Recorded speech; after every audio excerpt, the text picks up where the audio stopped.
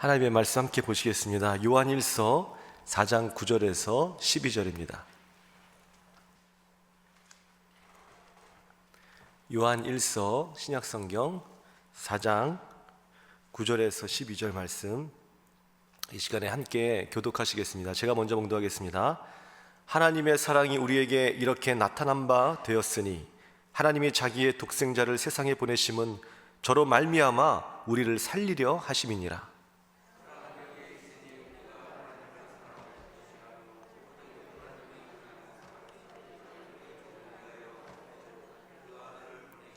사랑하는 자들아, 하나님이 이같이 우리를 사랑하셨은즉 우리도 서로 사랑하는 것이 마땅하도다. 하나님을 본 사람이 없으되 만일 우리가 서로 사랑하면 하나님이 우리 안에 거하시고 그의 사랑이 우리 안에 온전히 이루느니라. 아멘. 할렐루야. 오늘 이 시간 그래도 너를 사랑한다 라는 제목으로 주의 말씀을 증거하려고 합니다. 저 우리 모두에게 하나님의 크신 은혜와 사랑이 넘치는 귀한 시간 되시길 주님의 이름으로 축원드립니다. 초대교회 교인들이 만나면 이 부활절에 하는 인사가 예수 다시 사셨네, 나도 다시 살았네 라는 그런 인사였다고 합니다. 그럴 수밖에 없었겠죠. 그들에게 있어서 예수님의 부활의 사건은 자신의 삶을 180도 바꾸는 말 그대로 혁명적인 사건이었기 때문입니다. 어제까지만 해도 그들에게는 절망의 시간이었죠. 예수님께서 실제로 십자가에 못 박혀 죽으시고 차디찬 무덤에 묻혀 계셨기 때문입니다. 그래서 그들은 마치 하나님께서 계시지 않는 것과 같은 무서운 침묵의 시간을 어제 보내야 했었죠. 그런데 그런 극한 절망과 슬픔과 두려움이 오늘 단 하루 만에 완전히 뒤집혀 버린 것입니다. 절망은 희망으로 바뀌었고 슬픔은 기쁨으로 바뀌었으며 두려움은 평안함으로 바뀌게 된 것입니다. 무엇보다 자신조차 언젠가 죽을 수밖에 없다는 그 죽음의 공포가 예수님과 함께 이제 영원히 살 수 있으리라는 영생의 기쁨으로 바뀌게 된 것입니다. 예수님을 믿는다는 것은 이제 죽음조차 나를 지배할 수 없는 일이구나, 오늘 이것을 새롭게 예수님의 부활과 함께 깨닫게 된 것이죠. 그러니 무엇이 두렵겠습니까? 지금 당장 죽더라도 우리에게는 더 좋은 세상이 펼쳐질 줄을 믿으시기 바랍니다. 예수님께서 살아생전 십자가에 못 박혀 죽으시기 전에 십자가의 그 죽음에 대해서 말씀하시면서 제자들에게 뭐라고 말씀하셨나요? 요한복음 14장 1절에서 3절 말씀을 우리 다 함께 한번 읽어볼까요? 시작. 너희는 마음에 근심하지 말라. 하나님을 믿으니 또 나를 믿으라. 내 아버지 집에 거할 곳이 많도다. 그렇지 않으면 너희에게 일렀으리라. 내가 너희를 위하여 처소를 예비하러 가노니 가서 너희를 위하여 처소를 예비하면 내가 다시 와서 너희를 내게로 영접하여 나 있는 곳에 너희도 있게 하리라. 아멘. 예수님의 그 죽으심은 이 세상의 끝이 아니라는 것이죠. 겉으로 보여지는 현상만 바라보는 제자들, 아니 우리 모든 사람들은 그 죽음이 끝이라고 생각합니다. 그래서 원통하고 분하고 슬프고 절망과 두려움에 빠지는 거죠. 그런데 나의 예수님이 죽으신다? 이것은 상상할 수 없는 일이에요. 예수님께서 말씀하신 것입니다. 예수님의 그 죽으심은 너희가 생각하는 것처럼 이 세상의 끝이 아니라 또 다른 세상을 예비하러 가시는 죽음이다라는 것입니다. 우리 한 사람 한 사람을 위해서 저 천국에 주님과 함께 영원히 거할 처소를 마련해 주시기 위해서 예수님께서 앞서 가시는 것, 그것이 바로 예수님의 그 십자가의 길이다라는 것이죠.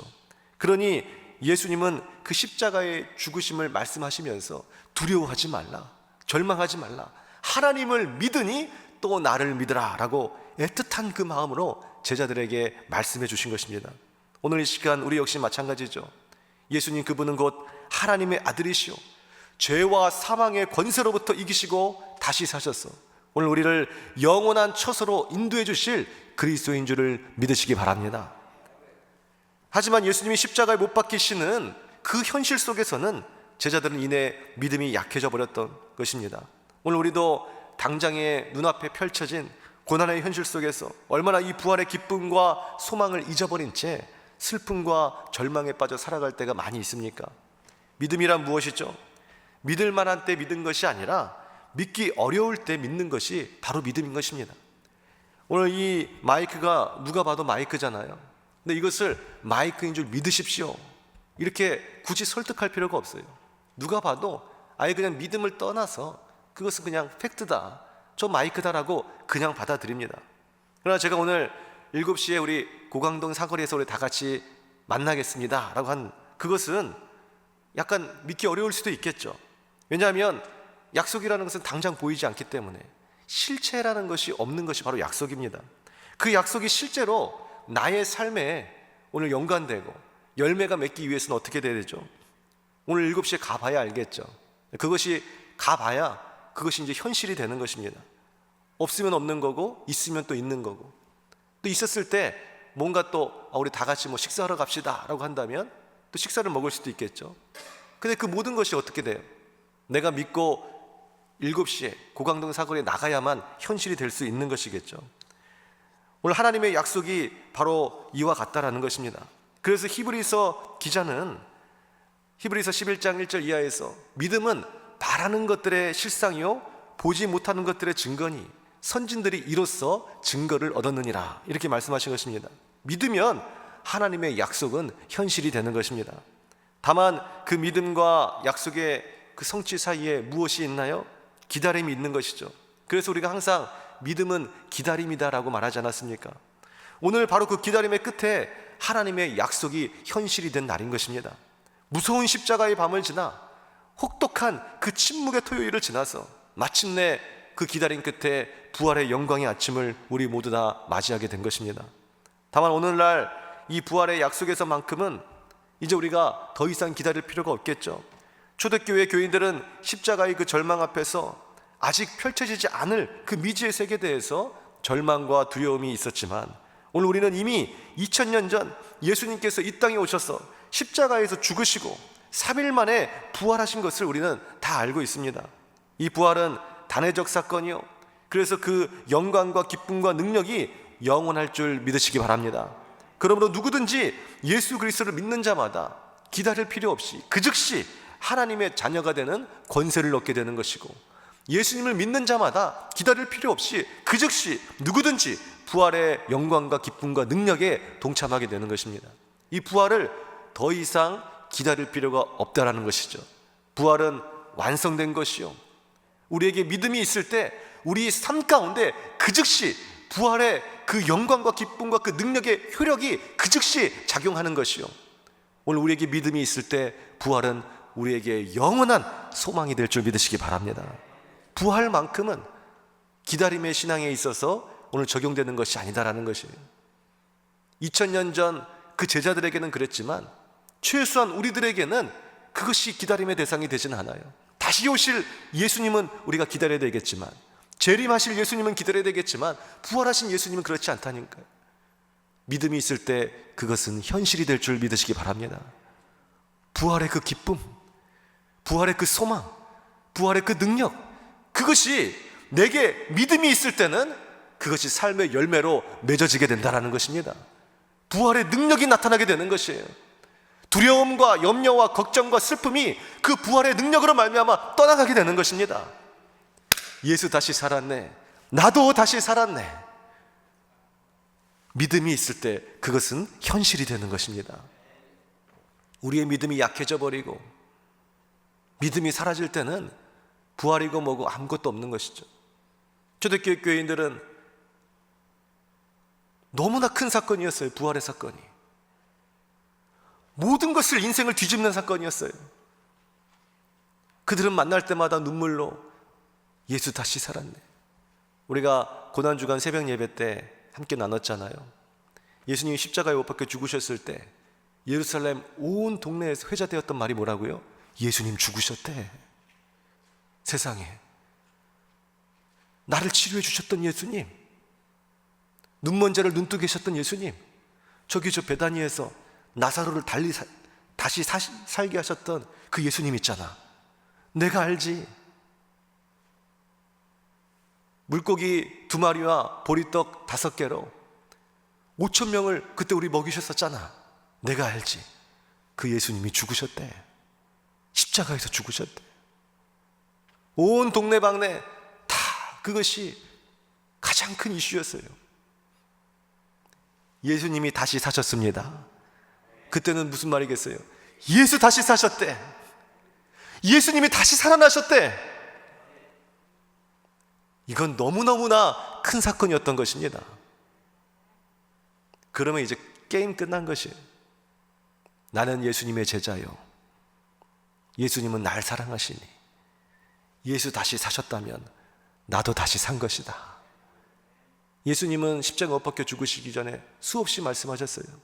이 땅에 그 오시니요, 하나님이 세상을 이처럼 사랑하사 독생자 아들을 주셨으니 이는 누구든지 저를 믿는 자마다 멸망치 않고 영생을 얻게 하려 하심이라. 예수님은 내가 곧 길이요 진리요 생명이라고 수없이 말씀하셨어요. 그것이 이제 현실이 된 것입니다. 부활의 영광의 아침. 물론 그것도 믿지 않는 자는 아무 소용이 없는 것이죠. 믿지 않는 자는 그 약속이 자기 것이 될 수가 없는 거예요. 오늘 7시에 만나서 다 같이 우리 고기 먹으러 가겠습니다 하면 믿는 사람에겐 기쁘겠죠. 다 무료입니다. 무료. 믿지 않는 사람에게는 아무, 그는 백지수표, 그것은 그냥 아무 종이 조각에 불과한 거예요. 근데 믿는 사람이 그 7시에 와서 같이 회식에 동참하면 그 믿음이 현실이 되겠죠. 한 번 죽는 것은 사람에게 정해진 것이요, 그 이후에는 심판이 있으리니, 그 심판의 그때에 내 믿음은 너무나 아름답고 찬란하게 빛날 줄 믿으시기 바랍니다. 그때는 현실이 되겠죠. 지금 우리가 이렇게 살아있지만은 만약 이 시간 우리의 호흡이 끊긴다고 한다면 전혀 다른 세상이 펼쳐지는 거예요. 지금 우리 이와 같은 이런 삶이 아닌 것입니다. 그저께 TV 보니까, 뉴스에 보니까 어느 한 중학생이 지나가고 있는데 음주운전한 그 자동차가 30대가 몰고 있었던 음주운전, 어느 그냥 대로변도 아니에요. 동네예요. 학원 끝나고 가방 메고 중학생인가 고등학생인가 교복 입고 그냥 이렇게 CCTV 보니까 지나가고 있더라고요. 근데 느닷없이 갑자기 차가 돌진해 와가지고 담벼락으로 그 학생과 함께 그냥 돌진해 버려서 그 학생은 그 자리에서 즉사했습니다. CCTV 3초 전, 3초, 2초, 1초. 저는 그걸 보면서 저 학생은 3초 전, 5초 전에 무슨 생각하고 있었을까? 집에 가서 뭐 먹지? 오늘 학원에서 무슨 일이 있었지? 내가 쟤랑 싸웠는데 되게 기분 나쁘네. 나는 앞으로 커서 뭐가 되지? 뭐 여러 가지 생각이 있었겠죠. 그러나 인생은 거기까지였어요. 그 즉시 모든 것이 끝이 났을 때 한 번 죽는 것은 사람에게 정하여진 것이요, 그 이후에는 심판이 있으리니. 오늘 우리의 삶은 완전히 뒤바뀌어져 버리게 됩니다. 이것이 지금 내 육신을 가지고 사는 삶이 영원할 것 같지만 이사야 2장 22절에 너희는 너희 인생을 자랑하지 말라. 너의 인생의 호흡은 코에 있나니. 이 숨 하나 그냥 막으면 그냥 끝나는 거예요. 무슨 내가 얼마나 잘났다고, 얼마나 무슨 내가 건장하고, 얼마나 미래가 있고, 얼마나 돈이 많고, 얼마나 명예가 있다고, 그거 취해서 사는 사람은 얼마나 어리석은 거예요. 당장 코 막아버리면 그냥 끝나는 그 인생을 자랑하지 말라라는 것이에요. 하나님의 심판대 앞에서도 그것을 자랑할 수 있을지. 그러나 그 심판대 앞에서 오늘 우리는 영광의 부활을 맞이할 수 있다는 것입니다. 영원한 지옥의 형벌이 아니라 주님과 함께 살아가는, 예수님께서 날 위해서 2000년 전에 그 십자가의 죽음을 통해서 천국의 처소를 마련해 주셨기에 아름답고 찬란한 그 천국에 주님과 함께 영원토록 영생할 줄 믿으시기 바랍니다. 우리에게는 소망이 있는 것이에요. 이건 엄청난 변화예요. 엄청난 혁명적 사건이에요.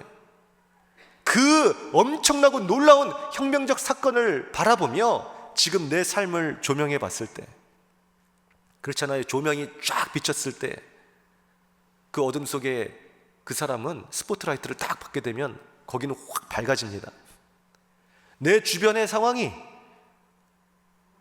내 가정과 내 학교와 내 직장과 사업장의 환경이 어두우면 어때요? 스포트라이트가 딱 비치면 그 사람은 무대의 주인공이 되는 것이에요.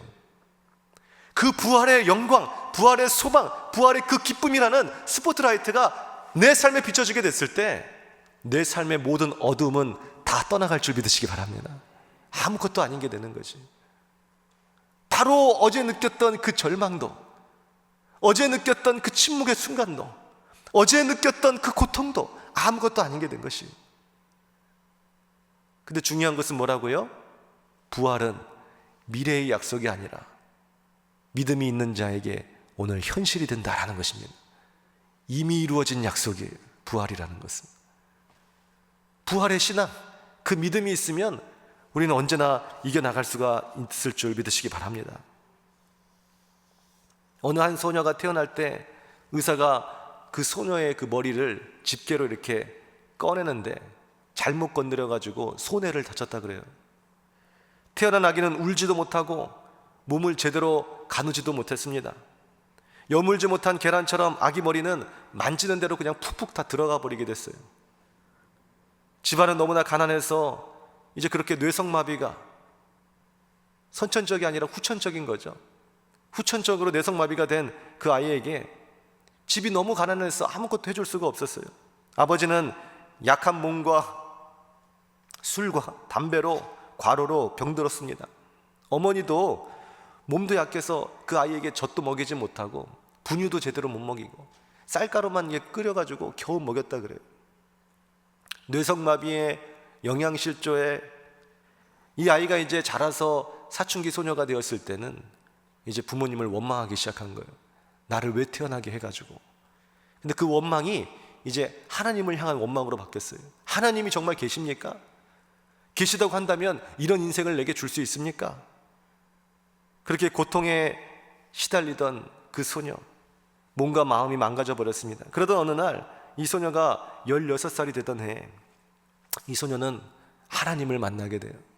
마태복음 11장 26절에서 예수님께서 말씀하셨잖아요. 천지의 주제이신 아버지여, 이것을 지혜롭고 슬기 있는 자들에게는 숨기시고 어린아이들에게는 나타내심을 감사하나이다. 하나님 나라의 놀라운 은혜와 능력이 지혜 있는 자들에게는 감춰져 버리고 박사학위를 받은 자들에게는 감춰져 버리고 똑똑하고 경험이 있다고 하는 사람들에게는 감춰져 버리고 내가 무시하고 있는 아무것도 모른다고 하는 어린아이들은 그 하나님의 나라를 바라볼 수 있고 교만한 자에게는 두 눈을 감춰버리시고 겸손한 자에게 보이시는 하나님의 그 은혜, 예수님은 그것을 감사합니다 라고 했어요. 오늘 이 말씀을 통해서 이 소녀가 변화되기 시작했어요. 그래, 어린아이와 같은 나, 병든 나, 장애인인 나, 그러나 병들고 약하고 초라해도 나 같은 자에게도 하나님은 만나주시는구나. 그리고 누가복음 10장 23절에서 또 이렇게 말씀하십니다. 너희의 보는 것을 보는 눈은 복이 있도다. 많은 선지자와 임금이 너희의 보는 바를 보고자 하였으되 보지 못하였으며. 뭐라고요? 많은 선지자와 그 임금이 보고 싶어도 보지 못했다라는 거예요. 그러나 너희 듣는 바를 듣고자 하였으되 듣지 못하였느니라. 보고 싶어도 보지 못했고 듣고 싶어도 듣지 못했고 그러나 너희는 이제 보고 있으니 듣고 있으니 이것이 복이도다 라고 말씀하는 거예요. 야, 임금도 선지자도 듣지 못했던 것, 그러나 내가 지금 듣고 있다면, 내가 보고 있다면 이것은 나에게 큰 축복이구나. 이 소녀는 강단 밑으로 가서 기도하기 시작했어요. 하나님, 그런 하나님이라면 저를 좀 만나주세요. 만나주세요. 한참 기도하고 있는데 십자가의 은혜가 그 소녀에게 스며들기 시작합니다. 그랬더니 기도가 어떻게 바뀌었는지 아세요? 하나님 계시다면 저를 만나주세요. 거기까지도 많이 발전한 거예요. 하나님을 원망하다가 하나님이 정말 계십니까? 그럼 저 만나주세요. 근데 십자가의 은혜가 그 소녀에게 임하니까 자기를 위하여 십자가 지신 예수님을 본 거예요.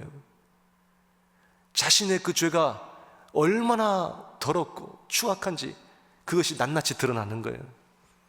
그때부터는 하나님, 주여 용서해 주시옵소서, 나는 죄인입니다, 회개의 기도가 터져 나오기 시작하는 거예요. 바로 그렇게 우리는 하나님을 만나는 것인 줄 믿으시기 바랍니다. 하나님을 원망하다가, 하나님을 만나달라고 하다가 이제는 다 필요 없는 거예요. 가슴을 찢고 눈물로 통회하며 주님 용서하여 주옵소서. 이것이 정말로 하나님을 만난 사람이라니까요. 이 사건이 있은 이후부터 이 소녀는 성경을 하루에 5시간, 6시간씩, 그 뇌성마비, 고기도 제대로 가누기 힘들지만 말씀이 너무 좋아서 말씀을 읽기 시작했다 그래요. 몸은 부서질 것 같고 날마다 끔찍한 고통이 밀려와서 또 자신의 모든 죄에 대한 죄책감이 또 빠져 있을 때 하나님은 이 소녀에게 오셔서 그래도 나는 너를 사랑한다, 그래도 나는 너를 사랑한다, 이 음성을 매일 들려주셨다 그래요. 소녀는 울면서 하나님께 기도했습니다. 하나님, 저를 왜 이렇게 만드셨나요? 저를 사랑하신 건 알겠는데 남들처럼 똑같이 만들어주시지 왜 이렇게 뇌성마비로 태어나게 하셨나요? 오늘 그 안에 성령님께서 애통하며 말씀하시는 거예요. 네가 이러한 질병이 없었다고 한다면 네가 나를 찾았겠니? 네가 나를 만날 수 있었겠니? 네가 천국의 소망을 가질 수 있었겠니? 맞습니다, 주님. 이 소녀가 예수님을 만나지 않고서는 이 말에 맞습니다, 주님이라고 말할 수가 없어요. 이성과 상식으로만 판단하니까 하나님이 살아계신다면 내게 왜 이런 질병을 줘? 이런 얘기를 하게 되는 거예요. 근데 이 소녀가 하나님을 만났더니, 부활의 기쁨을 누렸더니, 천국의 소망을 바라보니, 날 위해 십자가 지신 그 주님을 바라보니 맞습니다, 주님. 맞습니다, 주님. 나 같은 죄인 살리신 주님의 은혜가 놀랐습니다. 내가 이 질병이 아니고서라는, 내가 이렇게 실패하지 않았다고서는, 내가 이렇게 낙심하지 않고서는, 내가 시험에 떨어지지 않고서는, 내가 건강을 잃어버리지 않고서는, 내 자녀가 문제가 있지 않고서는, 내가 이런 가정에 태어나지 않고서는 내가 기도하지 않았을 것입니다. 내가 주님 만나지 않았을 것입니다. 이 소녀에게 성령의 감동이 밀려와서 하나님께서 연필을 쥐고 쓰라, 그런 성령의 음성이 들어와서 힘겹게 몸도 가누지 못하지만 그 연필을 잡고 눈물을 흘리며 쓰기 시작했어요. 나 가진 재물 없으나, 나 남이 가진 지식 없으나, 나 남에게 있는 건강 있지 않으나, 나 남이 없는 것 있으니, 나 남이 못 본 것을 보았고, 나 남이 듣지 못한 음성 들었고, 나 남이 받지 못한 사랑 받았고, 나 남이 모르는 것 깨달았네. 공평하신 하나님이 나 남이 가진 것 나 없지만 공평하신 하나님이 나 남이 없는 것 갖게 하셨네. 할렐루야. 이 소녀가 바로 나라는 시를 쓴 송명희 시인입니다. 이 순간은 이 뇌성마비라는 그 육신의 컵을 깨트려버리고 하나님의 그 은혜의 바다로 뛰어든 순간이겠죠. 그때 모든 그 은혜의 바다에 떨어졌을 때는 내 안에 있는 그 어떤 오염된 것, 상처, 아픔, 고통, 눈물, 이것이 바다를 오염시키는 것이 아니라 바다가 나를 지배해버려요. 은혜가 나를 지배해버려요. 하나님의 사랑이 나를 지배해버려요. 부활의 기쁨에 동참하는 사람은 나 죽겠다, 힘들다, 고통스럽다, 원망하다, 불평, 근심, 염려, 두려움, 이런 것들이 사라질 줄 믿으시기 바랍니다. 부활의 영광에, 그 기쁨에, 그 소망에 오늘 우리는 동참해야 돼요. 부활의 영광과 기쁨과 소망, 더 궁극적으로 들어가면 그것이 무엇입니까? 그래도 너를 사랑한다. 하나님의 사랑이에요. 왜 날 위해 십자가 지셨어요? 주님이 나를 사랑하시기 때문에 십자가 지신 줄 믿으시기 바랍니다. 내가 한숨 쉬고 있을 때, 죄책감에 시달려 있을 때, 부끄러움으로 낯을 들지 못할 때 하나님은 우리에게 다가오셔서 그래도 내가 너를 사랑한다 말씀하시는 거예요. 그래서 부활의 영광이, 부활의 기쁨이 우리에게 있는 줄 믿으시기 바랍니다. 오늘 이 시간 오늘 일부 예배에 나오신 우리 사랑하는 모든 성도님들에게 이 같은 부활의 은혜와 기쁨이 가득 넘치시기를 주님의 이름으로 축원드립니다. 아버지 하나님, 오늘 이 시간 우리 사랑하는 우리 모든 성도님들, 혹시라도 이 가운데 이 부활의 아침 물질적인 어려움으로, 육신의 질병으로, 관계의 틀어짐으로, 가정의 어려움으로, 직장과 사업의 어려움으로, 여러 가지 어려움으로 눈물을 흘리며 한숨 쉬고, 때로는 더 나아가 주님 계신가요? 어찌 내게 이 고난을 주시나요? 고통 가운데 원망하시는 분이 혹시 계십니까? 부활의 영광을 바라보게 하여 주시옵소서. 그래도 널 사랑한다, 하나님의 음성 듣게 하여 주시옵소서. 그 은혜의 바다가, 사랑의 바다가 압도적으로 나를 침범하게 하여 주시옵소서. 알량한 컵 한 줌에 지나지 않는 내 근심, 걱정, 염려, 슬픔, 모든 죄악의 쓴뿌리들은 부활의 영광과 기쁨과 소망 아래 다 희석되어 버릴 줄 믿습니다. 부활은 현실입니다. 믿음이 있는 자에게 그것은 현실입니다. 그 부활의 소망을 붙잡고 나아갈 수 있는 우리 모두가 다 될 수 있도록 주님 축복하여 주시옵소서. 예수님의 이름으로 기도드렸사옵나이다. 아멘.